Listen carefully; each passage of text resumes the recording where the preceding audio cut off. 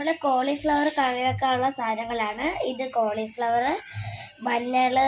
മഞ്ഞളും ഉപ്പിലും ഇട്ട് വേവിച്ച ജാംസ് ഒക്കെ പോവാൻ. ഇത് പച്ചമുളക്, ഇത് ഇഞ്ചി വെളുത്തുള്ളി പേസ്റ്റ്, ഇത് സവാള, ഇത് തക്കാളിയാണ്.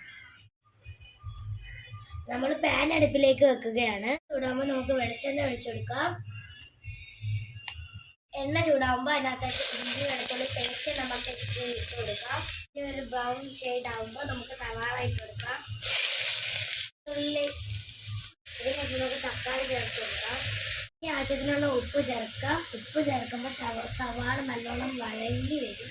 സ്പൂൺ മഞ്ഞൾപ്പൊടി, 1 ടീസ്പൂൺ ഗരം മസാല, മുളക് പൊടി, 1 സ്പൂൺ മല്ലിപ്പൊടി നമ്മൾ ചേർത്ത് കൊടുക്കുന്നുണ്ട്. മസാലകളുടെ പച്ചമണം മാറിയതിന് ശേഷം നമുക്ക് കോളിഫ്ലവർ ഇതിലേക്ക് ചേർത്ത് കൊടുക്കാം. കോളിഫ്ലവറും ഈ മസാലയുമായിട്ട് നമുക്ക് നല്ലോണം മിക്സ് ചെയ്ത് കൊടുക്കാം. കറിവേപ്പില ഇട്ടതിന് ശേഷം 1 ഗ്ലാസ് വെള്ളവും നമുക്ക് ഒഴിച്ചു കൊടുക്കാം. നമുക്ക് കുക്കർ അടച്ചു വെച്ച് ഒരു 4-5 വിസിൽ കേൾപ്പിക്കാം. കോളിഫ്ലവർ കറി വെന്തിട്ടുണ്ട്. അതിന് ശേഷം നമുക്കിതൊന്ന് തുറന്നു നോക്കാം.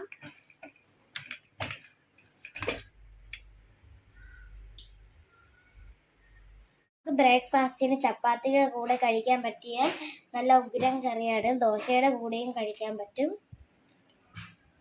അപ്പോൾ ഇന്നത്തെ വീഡിയോ ഇത്രയുള്ളൂ. ടാറ്റ, ബൈ ബൈ, സീ യു.